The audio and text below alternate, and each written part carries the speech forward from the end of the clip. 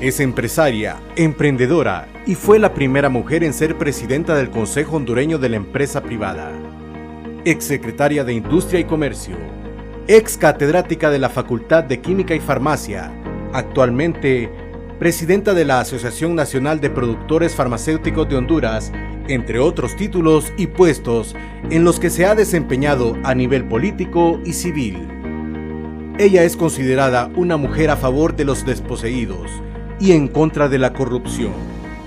Hoy nos cuenta su historia en blanco y negro, Juliet Handal.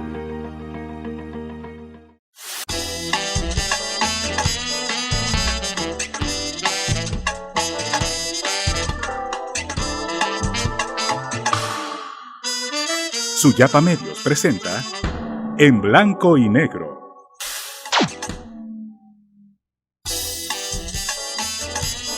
Siempre es un gusto poder contar con su sintonía. Le enviamos un fuerte abrazo en nombre de Suyapa Medios en su espacio En Blanco y Negro. Hoy tenemos como invitada una madre de familia, empresaria, una mujer preocupada por nuestro país. Y qué mejor poder compartir esta noche en Blanco y Negro con la doctora Juliet Handal, a quien le damos la bienvenida. Doctora, gracias por haber hecho espacio en su agenda para podernos atender. Muchas gracias a ustedes por invitarme y poder compartir lo que queremos que el pueblo conozca de lo que estamos haciendo. Doctora, ¿cómo ha vivido la pandemia en este tiempo? Es una pregunta obligada realmente porque a todos nos toca reinventarnos en esta situación.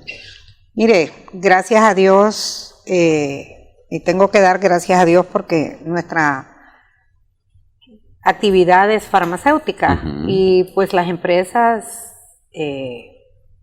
farmacéuticas han trabajado en toda la pandemia. Así es que no hemos tenido que suspender ni despedir empleados, como ha sucedido en muchas empresas que todavía están en dificultades a falta de ingresos y se han visto obligados a despedir empleados o a suspenderlos. Y gracias a Dios nosotros no tuvimos que hacer eso. Es cierto que se ha trabajado con mayor dificultad, a costos mayores, pero gracias a Dios que podíamos salir y seguir trabajando, porque de verdad, así como se formó desde el inicio un pánico a esto, pues la situación emocional de las personas sin empleo, con ese temor al contagio y no sin razón, porque es un virus altamente contagioso y que ha ocasionado tanto dolor, y no solo en el tema de salud y pérdidas de vidas, sino que también en el tema económico. Así es que en ese sentido, pues ahí vamos. Desde el inicio nosotros montamos un protocolo de bioseguridad sin que nadie nos lo exigiera en nuestra empresa. Y todo el equipo de nuestra empresa se reunió para establecer. De inmediato se dispuso que se iba a recoger a todos los empleados que pudieran trabajar. De inmediato teníamos un médico que todavía está ahí, que les chequea a diario. De inmediato se hicieron pruebas rápidas sin que nos la exigieran. Así es que, como le digo, son procesos más caros, y ahora que decían que se iba a reactivar el transporte, pues nosotros dijimos, ¿de qué nos sirve estarlos cuidando si tienen transporte y de alguna u otra manera hay cierto riesgo?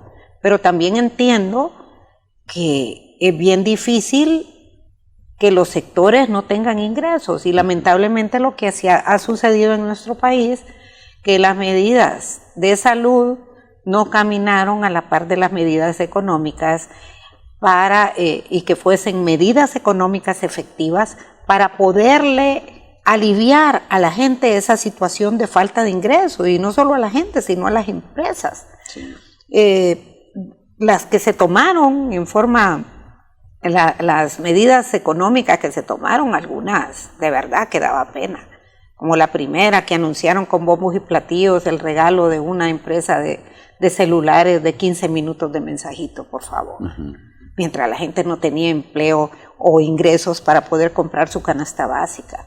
Otras de darle a las empresas que se tardaran en pagar su impuesto. ¿Y cómo van a pagarlas? Y le daban hasta el 31 de abril, creo, que si pagaban le iban a dar un descuento del 8.5%. Y era un descuento sobre el saldo que quedaba, porque a esas alturas las empresas ya han pagado en cuotas su impuesto. Y solo era sobre la última cuota. Así es que lo que parecía que de todas maneras no era efectivo, no era en realidad.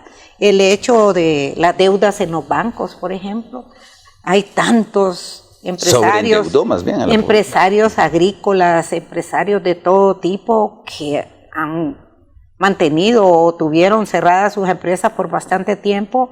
¿Y qué pasó? O sea, igual tienen que pagar ese impuesto, porque lo que hacen es decirle páguelo más tarde. ¿Y más tarde con qué dinero? Si no obtuvieron ganancias. Por otro lado, dijeron que los que tenían préstamos agrícolas y de todo, vaya pregúntale a usted, a un empresario agrícola, si de verdad ha tenido un alivio. Y luego la gente desempleada ni siquiera ha recibido un centavo.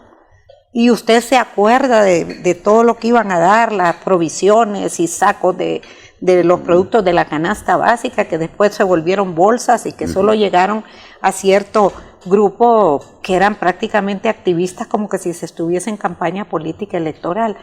Es lamentable el mal manejo y sobre todo hablando de los recursos, y lo más triste es ver cómo esos recursos fueron mal manejados. Y esto no lo digo yo ni lo invento yo, ahí están sendas denuncias del Consejo Anticorrupción, de sectores, de organizaciones, y no hemos visto tampoco la acción de instituciones que deberían de estar investigando y castigando esos delitos tan claros. O sea, lo que vemos ahí son medios esfuerzos para callar a la gente y decirles, miren, estamos haciendo algo, pero nunca se llega a la profundidad del problema. ¿Quién lo creó? ¿Quiénes son los verdaderos culpables y responsables de toda esta situación? Sino que siempre salen chivos expiatorios y que ya sabemos. ¿Cómo ve la parte económica a 5 años en el país, doctor? Bueno, sí, es que los grandes economistas del mundo lo han pronosticado. De hecho, han dicho que el crecimiento, no va a haber crecimiento en los países, y que esta situación económica que ya se empieza a notar y todavía no se ha hecho sentir del todo, va a ser como nunca en la historia, porque hemos tenido crisis enormes desde antes, en diferentes épocas, que han provocado una crisis enorme, pero esta va más allá de lo que hemos tenido, y entonces con mayor razón se necesita el talento, el ingenio y la iniciativa de los gobiernos. Aquí en nuestro país, en especial, se puso en evidencia que el sistema de salud estaba en abandono desde hace mucho tiempo.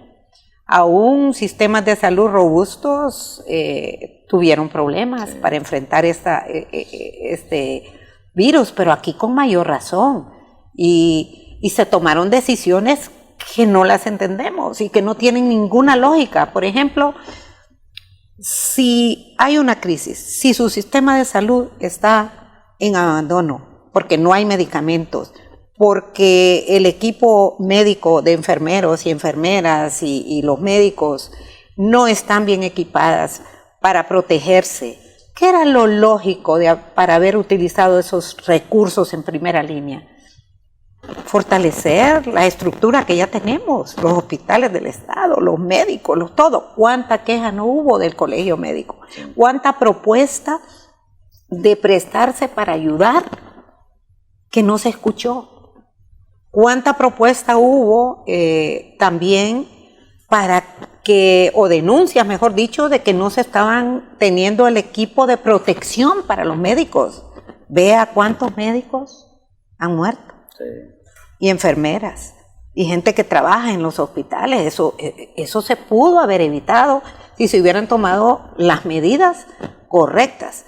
Por el otro lado, haber puesto al frente a un equipo de gente con experiencia. No se que escuchó a los conozca expertos, ¿verdad? ni a los epidemiólogos, ni a los infectólogos, ni a los neumólogos, porque al final y al cabo esta enfermedad, como dicen algunos estudiosos, una vez que pasan, si es que lo sobreviven, quedan después con un montón de problemas, incluso respiratorios y todo, y esto ya viene aquí la acción de los neumólogos. Pero encima de eso también, las denuncias, aparte del dolor y de la desilusión de no escuchar a gente con talento, a gente que quiere ayudar sin necesidad de cobrar nada. Mira, la Cámara de Comercio e Industrias de Cortés, que pienso que es la que saca la cara realmente por la empresa privada en Honduras, y lo que ha dicho, hizo propuestas, tampoco fueron escuchadas.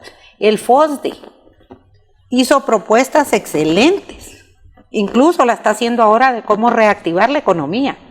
Si usted tiene la voluntad de hacer algo, si usted toma las decisiones en un país, si usted gobierna, qué bonito es que haya tanta gente estudiosa que usted pueda llamar y decirle, está bien, enséñame tu estudio, ¿cómo podemos hacer? Ayudemos, ¿quién nos puede ayudar? Busquemos el equipo. ¿Por qué cree que lo sea hay y no cobren? Porque ese egoísmo aquí todo se vuelve un negocio y también hay una enorme falta de humildad para reconocer cuando no podemos hacer las cosas, buscar a la gente que lo sabe hacer. Creo que es más cuestión de actitud humana, un poco de soberbia, diría yo. Lo hemos visto en las actitudes y es una lástima que no se balancee toda esta situación con la humildad que se debe tener, porque preguntar cuando no se sabe no es delito ni es problema. La gente, entre más sabe, más pregunta, para asegurar que sus decisiones sean las correctas. Y entonces aquí ha habido una improvisación y como lo dijo Monseñor Garachana muy bien, dice, ha habido una incompetencia enorme en el manejo de esta crisis, de esta pandemia. Y he visto también los comunicados de la Conferencia Episcopal con esa franqueza. Y en lugar de reflexionar, ¿qué es lo que vemos? Censura, controlar esa comunicación, sale un poco para disimular, pero no sale como debiera ser. Cuando la Conferencia Episcopal, y tenemos gran cantidad, o sea, podría decir una enormidad de gente que respeta su Iglesia Católica, y muchos de los que respetan y actúan bien en la iglesia evangélica, porque no todos se comportan como se han comportado algunos personajes de ese sector que han dejado mucho que desear. Y digo yo, han dejado mucho que desear porque, sobre todo cuando hay problemas, la gente se refugia en su religión, se refugia en Dios. Y cuando usted ve representantes en la tierra que no hacen el trabajo y que más bien se lucran del dolor y de la crisis y de la pandemia y se aprovechan, eso es terrible. Entonces eso lo ha visto el pueblo hondureño, lo ha visto, esto lo hemos visto todos. Sí, el Papa Francisco ha sido una reflexión en relación al COVID, bueno, durante todo este tiempo nos ha acompañado, pero decía que a él no le preocupaba tanto el virus, el coronavirus como tal, sino que el virus de la corrupción, y en nuestro país quedó más que evidenciado eso, doctor. Bueno, y se ve en la encíclica de ahorita, que ha presentado su última encíclica, es una, yo creo que es tan oportuno ese mensaje de él cuando habla de quienes toman decisiones y cómo los gobiernos manejan y esa situación de fraternidad que debe haber. O sea, mandó un mensaje fuerte. Yo estaba leyendo un resumen de la encíclica el día de ayer y de verdad, que ojalá que lo escucharan quienes deben de escucharla también. Claro, todos la debemos de leer y escuchar, pero quienes más necesitan de esto para que reflexionen, como que no se dan cuenta, como lo dice a veces el Papa en otras palabras, cuando se tiene el poder, o sea, como que se llenan de una nebulosa que no se dan cuenta y creen que siempre lo van a tener. Es cierto eso. Y no sé, ¿por qué no entienden que cuando se ocupan posiciones es una gran responsabilidad la que se tiene para hacer las cosas bien? Y le menciono esto porque recientemente un grupo de 50 ciudadanos, desde el exfiscal general del Estado, el exfiscal, sí, general, abogado o doctor Mundo Orellana, el doctor Aguilar Paz, que fue el ministro, don Víctor Mesa, gente que ha tenido una trayectoria, expresidentes de COEP, presidente de Cámara de Comercio, expresidentes de Cámara de Comercio de Tegucigalpa, como el señor Betancourt, expresidentes de la Cámara de San Pedro, bueno, y no quiero resentir, pero éramos 50, el rector de Unitec, la decana de la Facultad de Derecho, muchos abogados de asociaciones de jueces, fiscales y todo, estaban entre los 50 que presentamos un recurso de amparo ante la Sala de lo Constitucional el 24 de septiembre en contra de los actos y hechos de los diputados propietarios y suplentes que elaboraron, discutieron, aprobaron y forzaron la vigencia del Código Penal, aún en tiempos de pandemia, en donde están y todavía las garantías constitucionales suspendidas, lo cual, según la Constitución, no podían hacerlo. Según tampoco podían hacerlo todos los que aprobaron eso, algunos de ellos denunciados. Entonces hay un vicio de nulidad. Entonces nosotros presentamos el amparo. Por eso, no lo presentamos contra el Código Penal directamente, que ya es una ley, según ellos, que la pusieron vigente, aunque fue abrogado y bueno, eso es discutible, pero era contra los hechos. Se tardaron más de 30 días, cuando un amparo deben de decir si es admitido o no es admitido a los 5 días máximo, 3 días no hubo respuesta. Y luego debería de estar ya resuelto en el término de 30 días, lo más. A los 30 días dijeron que era inadmisible. Cuando el artículo 46 establece claramente cuáles son las causas de inadmisión de un amparo, ese amparo lo preparó una persona que tiene un doctorado en Derecho Constitucional. Yo creo que es la única persona que tiene un doctorado en Derecho Constitucional en el país, es una persona que nunca ha estado en política, la doctora Georgina Sierra, con mucha experiencia y preocupada de lo que estaba pasando, y lo preparó, o sea, y un día me llamó y así fue que nos acompañaron también, sin necesidad. Cuando le dijimos, vamos a presentar un recurso y lo va a preparar ella, se tardó más de un mes para prepararlo, la gente confió. Todos los 50 que presentamos eso, y usted sabe que lo inadmiten. Y la ley, en su artículo 46, la ley de justicia constitucional establece las causas de inadmisiones, y ninguna de esas. Es más, es impresionante la indefensión en la que estamos, porque ojalá reflexionen, pero los magistrados de la Sala de lo Constitucional están ahí para defender los derechos constitucionales, los derechos de los ciudadanos, para protegernos. Sí. Y al contrario, con esa inadmisión no los están protegiendo, y además dijeron que no se puede presentar amparos, y esa es la razón que dieron, contra una ley, si no era contra la ley. O sea, ¿cómo confunden? Son temas, ¿verdad?, que solo la gente que entiende este tema. Me encantaría, legal. doctora, Sí, si me permite, me otro día encantaría que continuemos después de la Sí, pausa comercial, claro porque que sí. definitivamente está muy interesante. Además, vamos a hablar de un proyecto nuevo que está surgiendo y que vale la pena que todos los conozcamos. Ya volvemos en blanco y negro.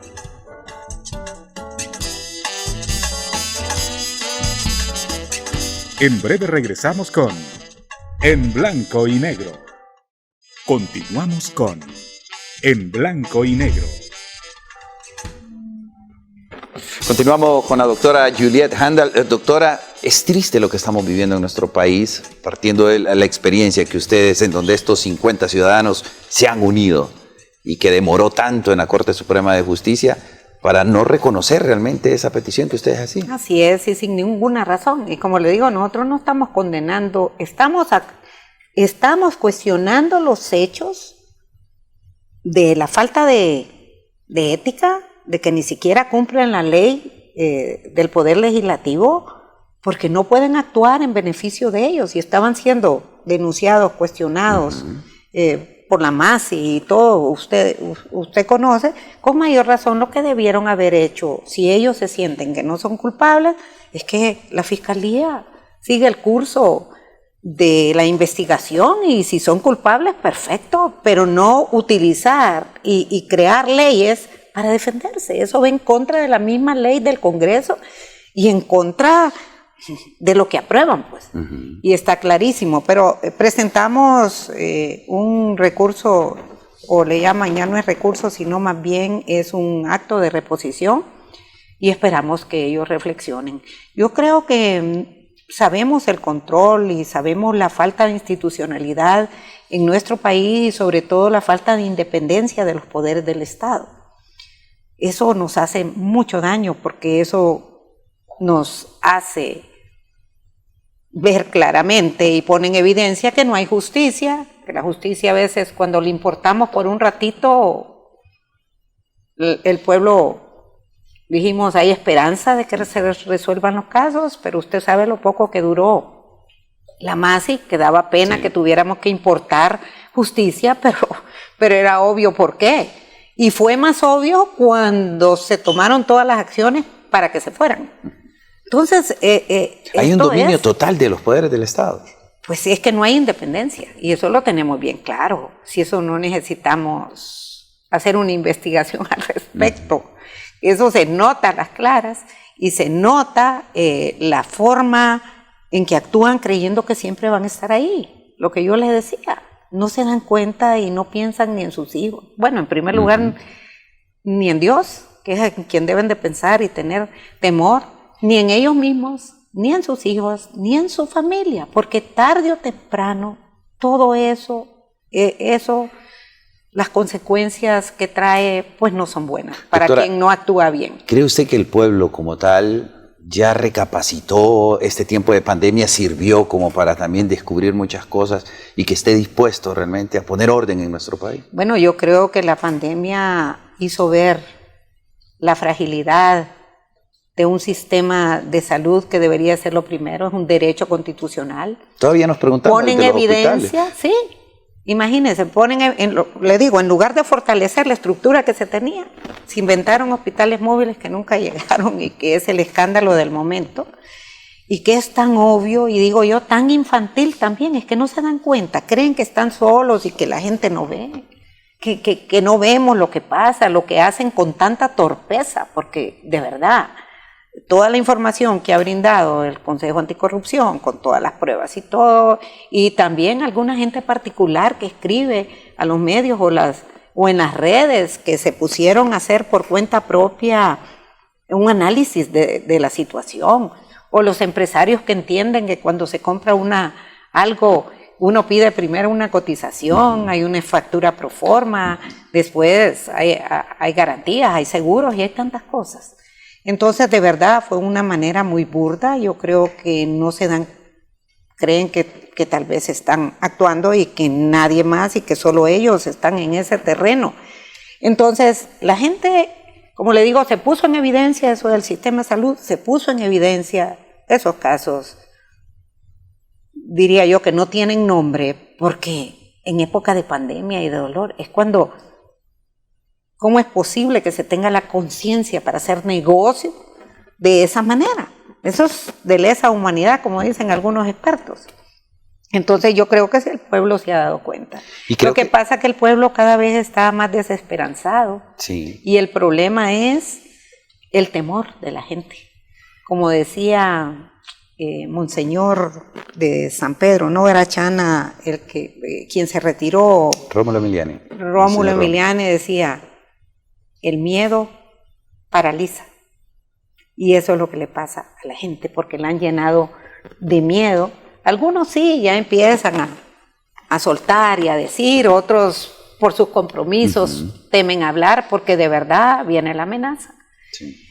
Y es lamentable, pero yo confío en Dios en que algo bueno tiene que suceder, y lo más importante, que los hondureños que vivimos mejor, que tenemos nuestras necesidades básicas satisfechas y más que satisfechas, a veces podamos actuar y no ser indiferentes y seguir, porque aquí lo que se dice, no se puede hacer nada. Claro que sí se puede hacer algo. ¿Sabe? Hay que intentarlo. Sí. Y eso es lo que estamos haciendo otro grupo de ciudadanos. Sí. ¿Sabe que a mí me ha llamado mucho la atención? Y es que en medio de esta pandemia, en medio de esta crisis, pues a todos nos ha tocado reinventarnos y demás, pero las redes sociales han jugado un papel fundamental. Claro que sí, y dicen que no, pero mire, es una manera hasta por salud mental de desahogarse, porque lo que logramos a veces, de verdad, a mí esta oportunidad que me da para poder compartir lo que siento es un desahogo también. Y digo, por lo menos me desahogo. Y ojalá que genere un poco de conciencia y ojalá que llegue a donde tiene que llegar.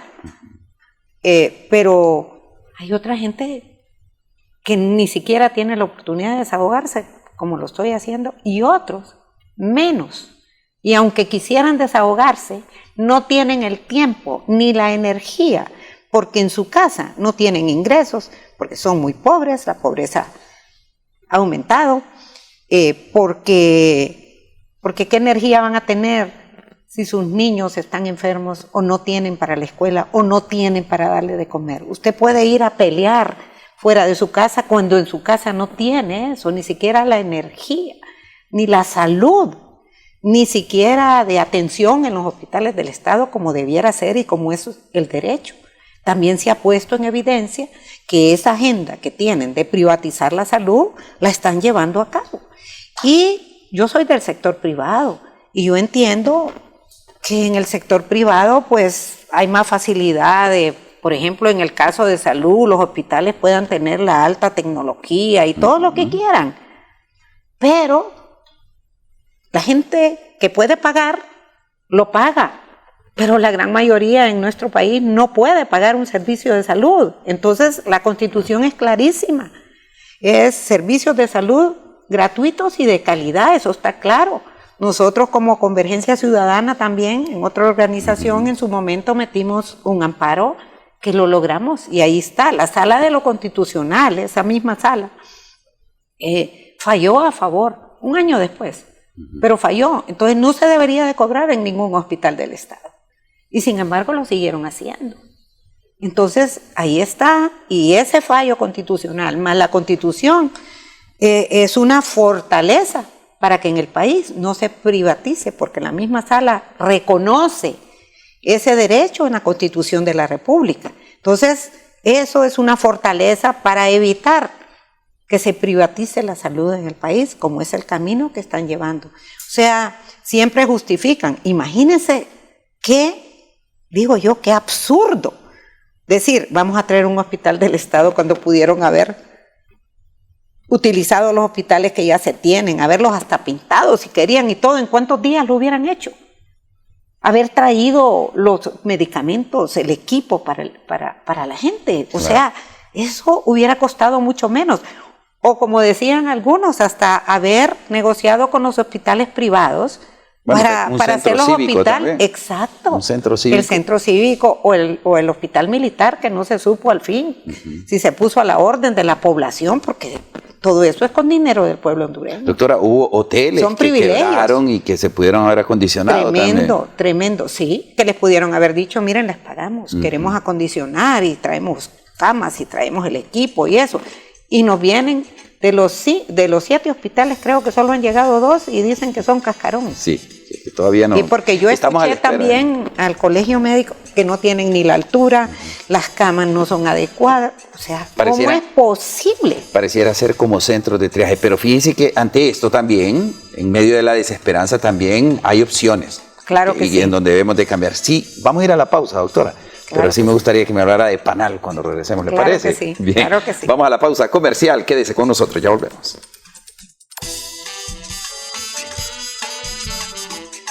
En breve regresamos con En Blanco y Negro. Continuamos con En Blanco y Negro.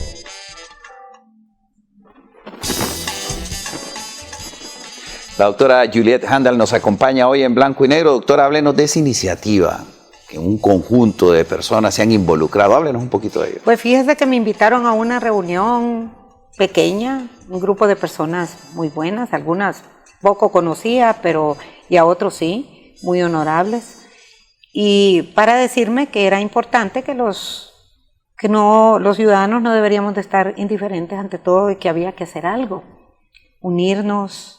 Bueno, yo ya había estado en Ciudadanía Activa, hemos activado desde hace mucho tiempo, desde la Coalición Patriótica en el año 2003, y se han logrado cosas, pero era más fácil antes lograrlo porque los gobiernos de turno respetaban un poco más el clamor y los reclamos de la gente. Los recibían en casa presidencial, les decían qué es lo que quieren y aunque fuera un no, por lo menos tenían la cortesía de hacer sentir al ciudadano de alguna manera que el ciudadano debe ser muy importante en las decisiones y muy tomadas en cuenta por quienes gobiernan. Pero bueno, he estado en eso, pero atendiendo, por cortesía digo una vez más, porque siempre uno trata, hace lo que puede, pero hasta donde puede, y ahora es más difícil. Pero no es imposible. Entonces fue así que hablaron de formar una organización ciudadana, una plataforma ciudadana. Se le llama, para irle aprovechando el tiempo, se llama Panal, por lo que simboliza, con el objetivo de unidad, de atraer a personas, ciudadanos y ciudadanas de todos los sectores, de todas las ideologías políticas, partidistas, pero con un solo pensamiento, rescatar y reconstruir Honduras, ver cómo se vuelve a la institucionalidad un Estado de Derecho, cómo recoger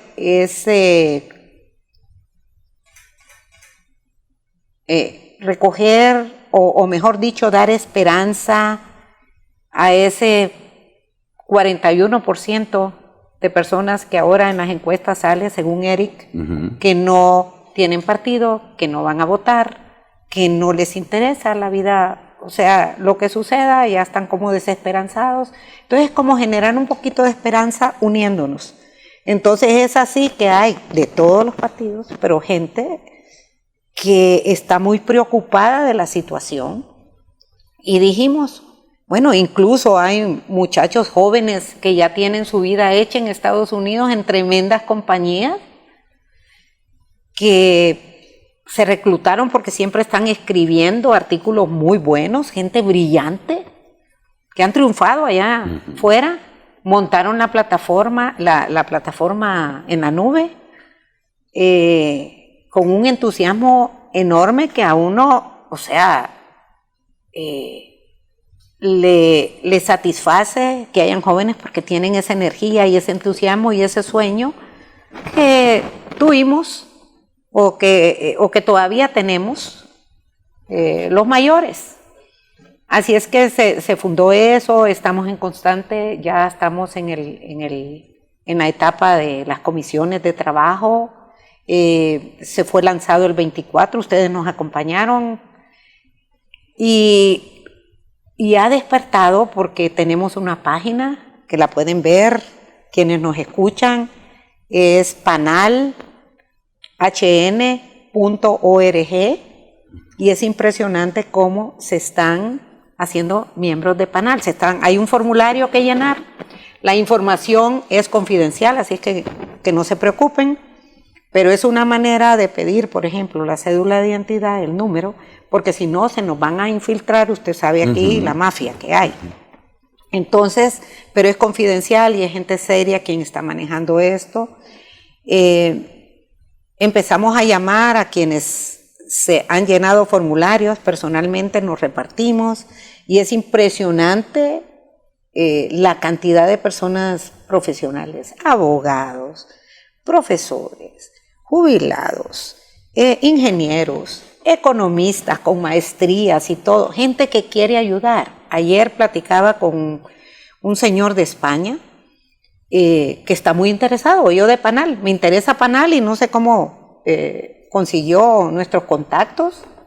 Llamaron a la Facultad de Farmacia donde estudié a ver si alguien conocía cómo contactarme y diciéndome que tiene propuestas, tienen 20 años este señor de vivir en España, pero se lo pongo como ejemplo, y así cantidad de gente. Entonces digo muchos jóvenes también. No es mucho joven también. Ahorita tenemos una reunión mañana con un grupo de jóvenes de San Pedro.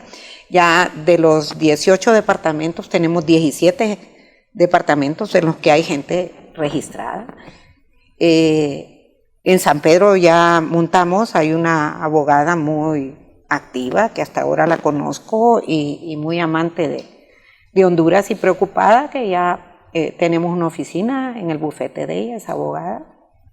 Va a proporcionar un teléfono y así hay un voluntariado enorme, pero también establecimos ahí a la Comisión de Finanzas para ver cómo recogemos un poco, porque no siempre toda la gente que participa puede darse el lujo de dar su trabajo gratis. Estamos en la búsqueda de un gerente general. Y ahí vamos. Entonces, ¿qué es lo que buscamos? En primer lugar, unirnos, fortalecer la plataforma de tal manera que podamos incidir en la vida política, económica, cultural y social del país. Y digo, ¿cómo podemos influir? Bueno, si logramos una fuerza, podemos en algún momento, o nos esperamos en Dios, que nos busquen, ante la falta de credibilidad que tienen la mayoría de los partidos políticos en este momento, y la gente, y eso lo establecen, eso lo dicen las encuestas. Y entonces poderles decir, ok, vamos a apoyar, pero ¿sabe qué? Nosotros necesitamos gente buena. Queremos, y lo digo francamente, y lo voy a decir, y quizás esta es una primicia, pero decirles, bueno, queremos a fulano, a mengano, a sultano, que sea candidato a diputado o a diputada en el Congreso, y que esperamos que no nos vaya a fallar con la plata que les ofrecen a veces para aprobar leyes como es Vox Populi. Y creo que esa es la única manera de que las cosas pueden cambiar en el país. Porque es en el Congreso donde se toman las decisiones para nombrar a gente clave en el país. Es en el Congreso donde se aprueban las leyes.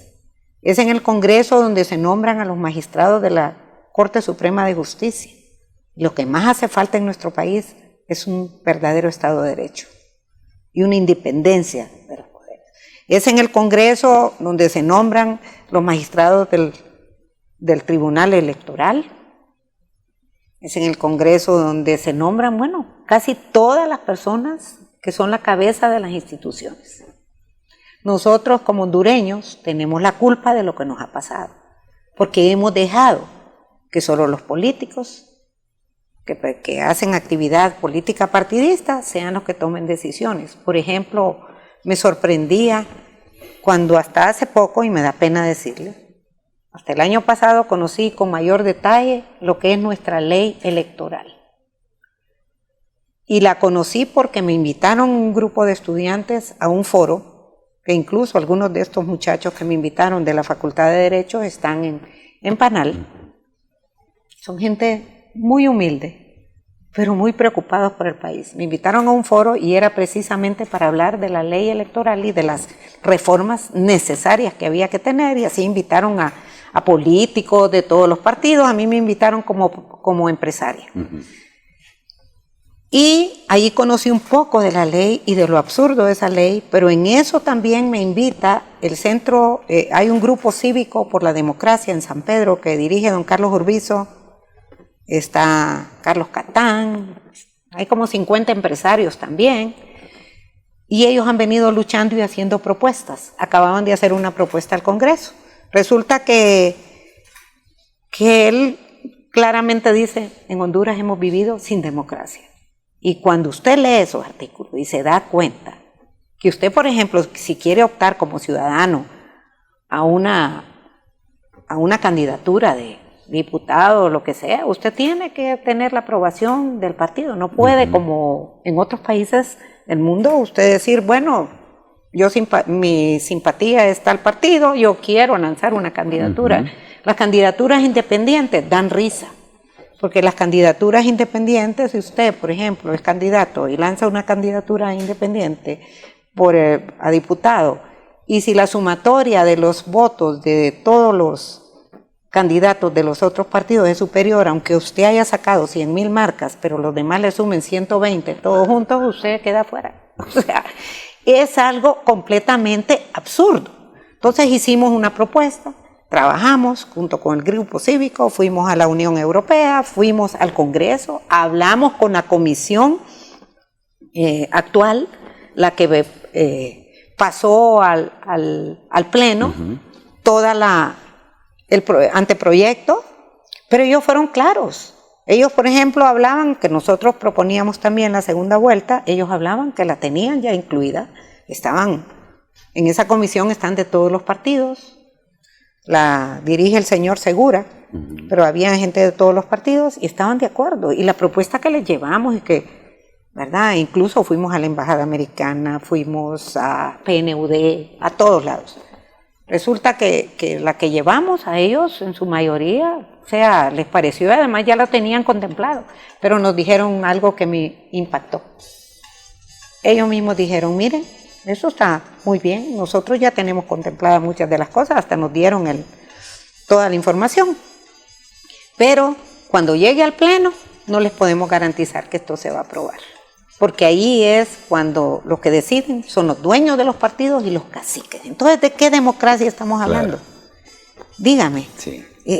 Es terrible. Entonces,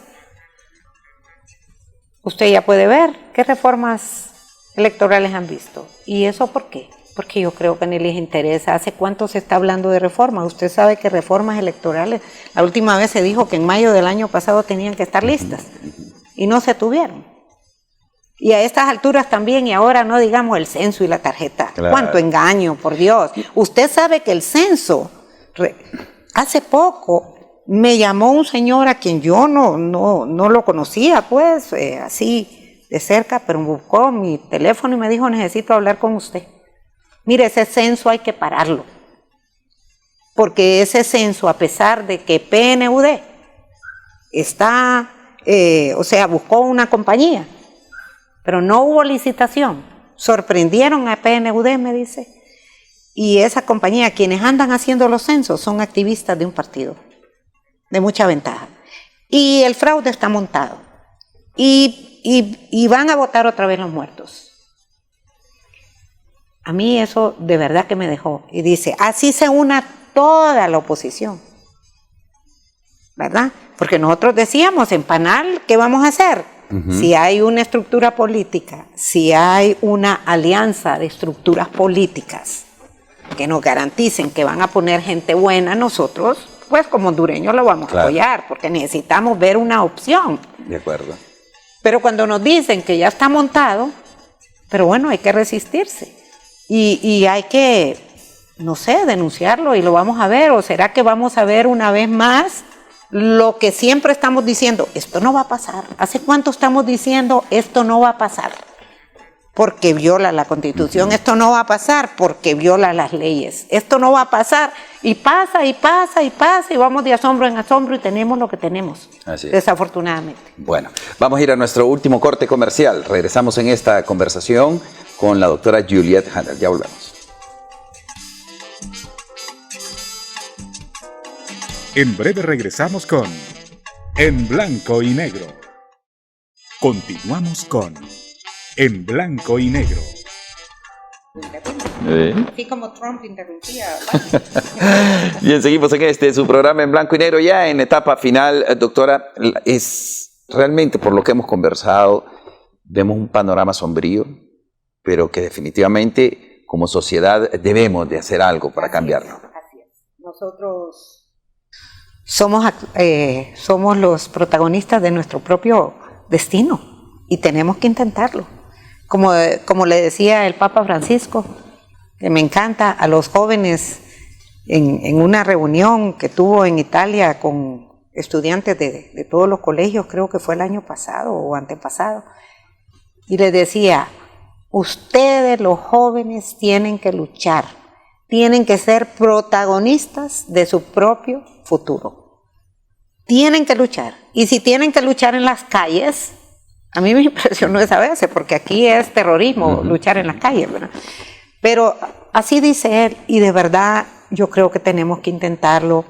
Y si recogemos todo ese rechazo que hay a lo que sucede y que esté expresado en las encuestas, hace poco hubo una encuesta, otra de Lebot Harris, de las compañías encuestadoras, vemos ese sentimiento de la gente.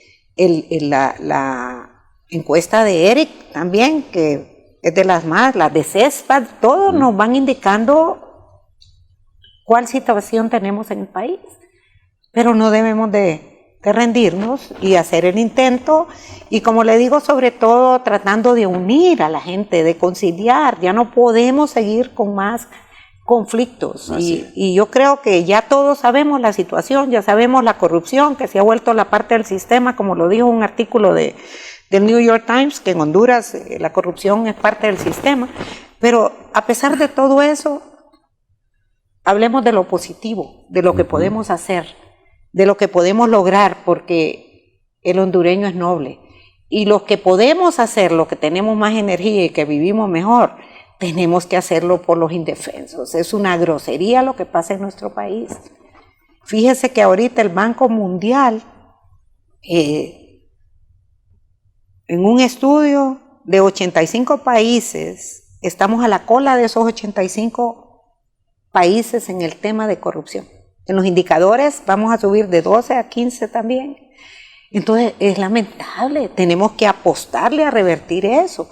Pero como le digo, tenemos que empezar por elegir gente buena. Quizás hablar de elecciones en tiempos de pandemia es triste, pero es que hasta para eso, para que no nos vuelva a ocurrir lo que nos ha pasado en esta pandemia, es que debe haber gente en todos los poderes del Estado que valga la pena. Y no solo en la parte pública, también han dejado mucho que desear los sectores privados. No solo de empresa privada, algunos con algunas excepciones, sino también de organizaciones gremiales. Mucho que desear. Entonces hay una desesperanza enorme y esa desesperanza hay que revertirla. Doctora, ¿será signo de democracia el que haya tanto partido político inscrito para participar en las elecciones internas? Lo que yo me pongo a pensar en lo particular es de dónde sacan tanto dinero para poder inscribir esos partidos. Se necesitan plata.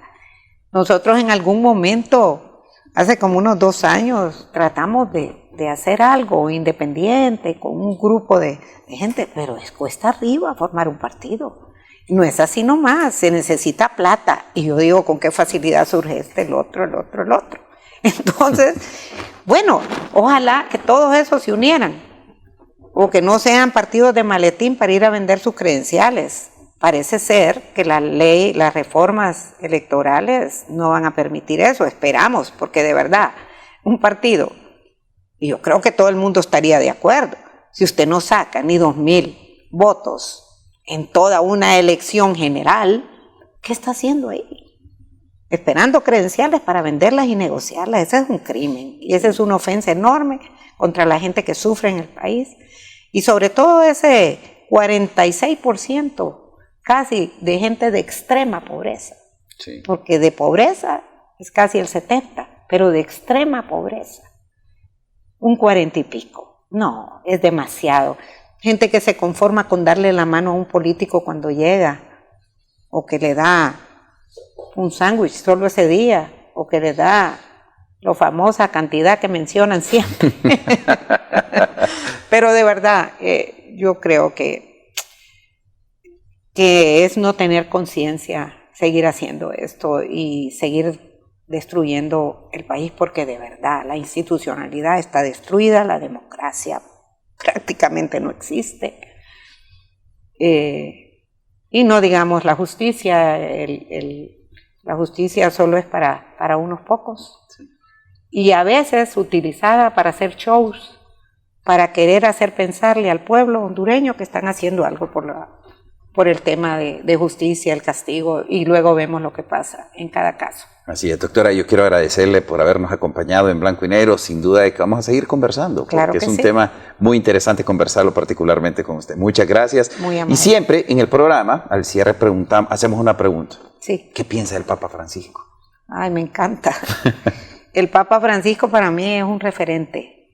Él no es que nos ha dejado un legado, porque está, gracias a Dios, vivo, pero continuamente nos llama a la reflexión con esos mensajes. En esta última encíclica está fabuloso el mensaje. Qué bueno. Tenemos que aprender y seguir los consejos que él nos da. Qué bueno, doctora. Bueno, normalmente de la fraternidad social. Él habla mucho, en la encíclica, habla mucho de la fraternidad social. Bien, muchas gracias, doctora. Reitero nuevamente el agradecimiento por habernos acompañado. Hoy hemos roto el esquema del programa realmente, porque nos hemos enfocado en un tema toral y me encanta poderlo conversar con usted. Muchas gracias. Y a mí también. Muchísimas gracias por permitirme desahogarme. Bien, bueno. Gracias a ustedes por habernos acompañado también en este su programa en Blanco y Negro. Le invito a que continúe con la programación de Suyapa Medios. Con permiso.